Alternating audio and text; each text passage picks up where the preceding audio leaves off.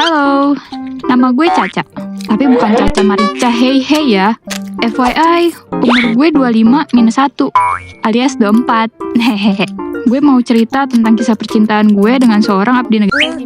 Sebut aja namanya Julian. Jadi pas tahun 2017 itu, waktu lulus sekolah, gue emang bercita-cita untuk jadi abdi negara. Nah, gue getol banget ikut latihan fisik di salah satu instansi di kota gue. Waktu itu gue emang agak picky soal pertemanan. Kebetulan, di sini gue kenal sama cowok namanya Putra. Tapi gue nggak ada rasa apa-apa ke dia, karena dia bacot banget kayak orang lebay. Makanya gue ilfeel. Tapi ternyata Putra suka cerita tentang gue ke teman dekatnya, yaitu si Julian. Singkat cerita, hubungan gue sama Putra udah renggang, kayak Bosi sama Gigi yang kekompak jaraknya jauh-jauh. Naasnya, gue gagal buat jadi abdi karena nggak lolos. Daripada gue menghabiskan waktu untuk nunggu pendaftaran tahun depan, akhirnya gue mutusin untuk melanjutkan karir gue di salah satu perusahaan swasta. Dan sambil kuliah juga. Di tahun 2018, gue baru sadar, ternyata gue follow-followan di Instagram sama Julian. Dia reply tuh salah satu story gue. Nah, itu adalah awal mulanya kita sering chat intens. Dia ceritain semuanya apa yang Putra omongin ke dia tentang gue. Dan dia membuat pengakuan kalau dia sebenarnya suka sama gue dari awal lihat gue. Tapi karena Putra suka sama gue, jadi dia gak berani deketin gue. Dan lebih pilih menghargai persahabatannya. Dia juga cerita kalau tahun ini dia bakalan daftar lagi untuk jadi tentara. Kalau ditanya kenapa, ya karena dia juga gagal kayak gue. Kita sama-sama gak lolos. Julian tuh orangnya asik sih kalau chatting, gak akan berhenti sampai larut malam. Gue sama dia akhirnya memutuskan untuk ketemu dengan syarat tertentu, yaitu harus sambil latihan fisik, karena dia harus selalu dalam pengawasan ayahnya. Tanda apa nih? Intinya sih, dia nggak boleh keluar rumah kalau alasannya main. Ya udah, akhirnya kita ketemuan di tempat renang. Kebetulan gue juga udah lama banget nggak latihan renang. BTW gini-gini gue kalau renang mah jago ya. Kayak lumba-lumba di balapan liar cuy. Di lokasi juga kita nggak ada ngobrol sama sekali. Paling cuma saling lirik atau senyum-senyum aja. Soalnya ayahnya ngawasin terus. Hari itu pun berlalu dan kita lanjut chatting sampai malam.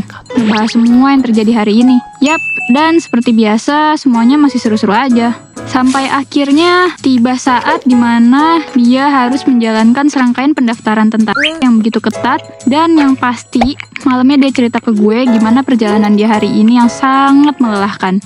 Di akhir pendaftaran, yaitu seleksi penentuan dia lolos atau enggak, dia harus dikarantina selama 7 hari. Posisinya emang gak boleh bawa HP. Alhasil, ya kita gak bisa saling berkabar. Apalagi bertukar video kocak dan lucu. FYI, sebelum berangkat karantina, dia berpesan sama gue, kalau lebih dari 7 hari aku gak ngabarin, artinya aku lolos dan lanjut pendidikan selama 6 bulan ya. Wah, bener-bener hati gue gelisah tiap hari nungguin kabar dia. Gue cari IG semua teman dekatnya untuk cari kabar. Tapi untungnya, gue ketemu IG adiknya. Ya, sebut aja namanya Rian. Gue langsung follow dan tanya tuh gimana kabar dia dan apa bener dia lolos seleksi. 2 hari kemudian, Rian posting tentang Julian yang akan melanjutkan pendidikan. Bukan main, seneng banget hati gue dia bisa lolos karena perjuangannya selama ini. Tapi di sisi lain, gue juga sedih. Gue jadi gak bisa chattingan sama dia lagi dalam jangka waktu yang lama. Ya, gak apa-apa kali ya. Gue tahan dulu. Nanti juga kalau dia udah bisa pegang HP, pasti dia bakal ngabarin gue. Hehe, si pede. Emang bakal dikabarin nih?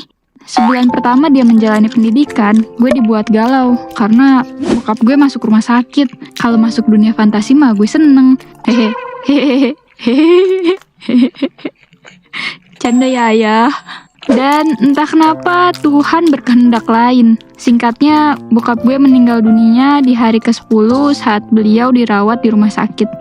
7 hari kemudian, Julian menghubungi gue kalau besok hari Minggu dia udah bisa dijenguk sama keluarga dan orang dekat. Untuk menghilangkan rasa sedih, gue langsung berangkat ke tempat dia. Syukurnya sih nggak jauh dari rumah, jadi gue bisa langsung ke sana. Di sana, gue ketemu sama dia dan keluarga. Kita saling bercerita dan foto-foto. Tapi waktu kerasa begitu singkat, gue nggak bisa lama-lama ketemu sama dia karena jam berkunjungnya dibatasin. Dia bisa dijenguk setiap seminggu sekali, tapi gue nggak selalu ikut jenguk karena jadwal kuliah. Ada satu hari di mana dia dapat IB, izin berlibur, dari hari Sabtu sampai hari Minggu buat keluar asrama. Akhirnya kita mutusin buat nonton bareng tuh. Gue jemput dia pakai motor. Terus abis nonton bioskop, gue anterin dia lagi pulang ke rumah. Itu pertama kalinya sih kita jalan bareng dan gue makin deket sama keluarganya. Beberapa kali juga ayahnya minta tolong sama gue buat jemput Julian dan antar ke rumah kalau Julian lagi libur. Saat itu gue jadi mikir, kayak apakah ini pertanda baik? Atau malah justru sebaliknya ya? Karena yang gue tahu waktu dia tuh strict banget. Tapi ya udahlah ya, gue coba berpikir positif untuk saat ini. Julian cukup sering hubungin gue lewat telepon kalau malam, sekitar jam 12 sampai jam 3 pagi. Dia sering minjem atau sewa telepon penjaga buat curhat sama gue tentang hari-harinya di sana dan cerita tentang keluarganya. Dia cerita kalau keluarganya butuh banyak biaya buat ngirimin dia ongkos buat jajan, beli makanan, keperluan dia sehari-hari, buat sekolah adiknya. Dan kebetulan ayahnya itu kerja jadi ojol, yang kerja kantoran itu maminya. Hampir setiap hari dia bahas itu masalah ekonomi. Kenapa nggak bahas kerajaan Singosari, persamaan linear dua variabel, atau sekedar chit-chat ngomongin weton dan zodiak? Kan seru. Ya, jujur gue bingung dong. Sebenarnya gue kasihan sih, tapi ya gue juga nggak bisa bantu apa-apa. Secara gue kerja juga gajinya buat bayar kuliah. Gue udah nggak punya pegangan lagi. Bahkan ongkos bolak-balik kantor aja masih suka dikasih sama nyokap. Julian cerita kalau dia sering dijadikan jaminan sama ayahnya buat minjem uang ke sana sini. Kok bisa? Kalau Julian dapat libur, pasti dia diajak sama ayahnya ke rumah temen-temen ayahnya buat minjem duit pakai seragam tentara loh. Padahal setahu gue itu nggak boleh dilakukan. Kalau ketahuan, bisa habis dia pas masuk asrama. Ayahnya juga pernah telepon gue pas gue lagi kerja buat minjem duit ke gue 2 juta. Alasannya sih buat bayar cicilan motor yang belum dibayar selama 2 bulan. Katanya kalau nggak dibayar bakal ditarik motornya. Ayahnya juga bilang gak usah ngomong-ngomong sama Julian ya kalau saya minjem uang. Wah, kacau banget sih ini. Padahal kan harusnya dia sendiri kan tahu gue kerja buat kuliah. Ya gue bilang lah, gak ada uang om, sorry. Beberapa minggu kemudian gue dapet kabar kalau Julian dapat libur lagi 2 hari. Tapi dia nggak mau pulang ke rumah. Alasannya sih lagi malu sama orang rumah karena banyak tekanan. Ya gak jauh-jauh sih, pasti karena masalah ekonomi. Akhirnya dia memutuskan buat nginep di rumah temennya dari hari Sabtu sampai Minggu pagi. Minggu paginya dia minta gue jemput supaya kita bisa main. Ya udah tuh, akhirnya gue jemput dia dan kita main di rumah gue sampai sore. Ternyata ayahnya tahu kalau dia lagi dapat libur dan nyariin anaknya.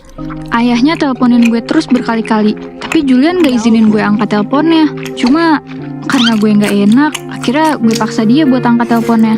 Marahlah tuh si ayahnya, dimaki-maki Julian sampai habis karena dia gak pulang dan ngabarin ke orang rumah.